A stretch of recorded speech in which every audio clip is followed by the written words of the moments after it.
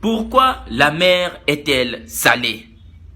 Beaucoup de gens se demandent et se posent la question, pourquoi la mer est salée? Mais quand on retourne dans le passé, on va te dire pourquoi la mer est salée. Écoute bien, c'est pas pour rien, on a deux oreilles et une seule bouche. Dans un village lointain de l'Afrique, vivaient deux frères.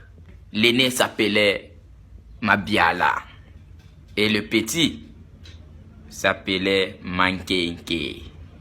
Ils menèrent une vie paisible au bord de la mer. Et un jour, le grand frère décida de sortir de la maison parentale pour aller trouver le foyer ailleurs avec sa femme et ses enfants. Les histoires là, vous connaissez. Il a laissé son petit frère, il a bafoué son petit frère. Le petit resta à la maison et mena une vie difficile. Le grand frère partait avec sa famille. Il devint riche. Il construisait beaucoup de trucs, des voitures, un peu des trucs par-ci par-là. Le petit souffrait, mais le grand frère avait rejeté le petit.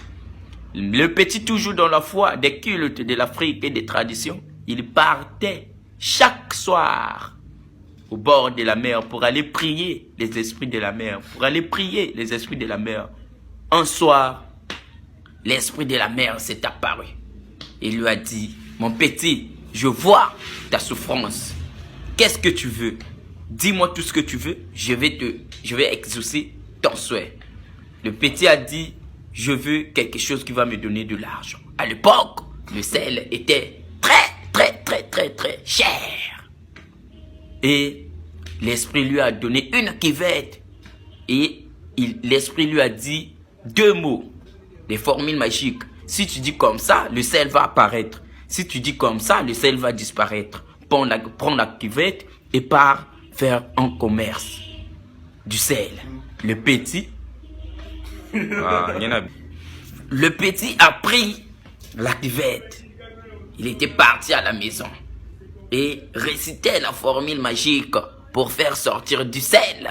Chaque soir, il commença à vendre du sel, à vendre du sel.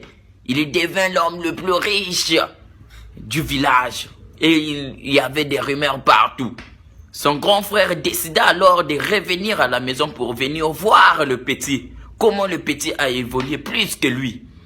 En revenant à la maison, il a vu que le petit était devenu réellement très riche. Il a dit non, ça c'est un mystère. Comment le petit a fait ceci? Donc je dois retourner vivre avec le petit pour voir la source de son argent. Et un soir, lorsque le grand frère était revenu à la maison pour vivre avec le petit, le grand frère espionnait le petit. Lorsque le petit avait pris la cuvette pour aller réciter la formule magique pour faire sortir du sel qu'il va vendre la journée, le grand frère a vu et il a écouté la formule qui faisait sortir du sel. Il est parti. Le petit a pris du sel, il a caché la cuvette. Le grand frère est sorti le soir. Il est parti, il a volé la cuvette du petit. Il a vu, si je reste dans le village, on va me décapiter. Je dois fuir avec la cuvette pour aller faire mon commerce ailleurs. Le grand frère a pris la cuvette. Il est parti dans une pirogue. Il était parti sur la mer, dans une pirogue, avec la cuvette volée. Arrivé au milieu de la mer, il décida alors d'exécuter la formule magique qui faisait sortir du sel. La cuvette obéissante soit-elle commença à sortir du sel, à sortir du sel, à sortir du sel, à sortir du sel. La cuvette était remplie du sel. Et le gars voulait arrêter, stopper le sel. Mais il n'avait pas la formule qui consistait à arrêter le sel. La cuvette faisait sortir du sel, faisait sortir du sel, jusqu'à ce que la pirogue s'est noyée dans la mer avec l'homme. Et la cuvette s'est enfouie au fin fond de la mer et continua à sortir du sel jusqu'aujourd'hui. La cuvette fait sortir du sel. La cuvette fait sortir du sel. C'est pourquoi la mer est devenue salée. Ouais. Un sage, c'est celui qui sait écouter. C'est pas pour rien qu'on a 2 oreilles et une seule bouche. Merci.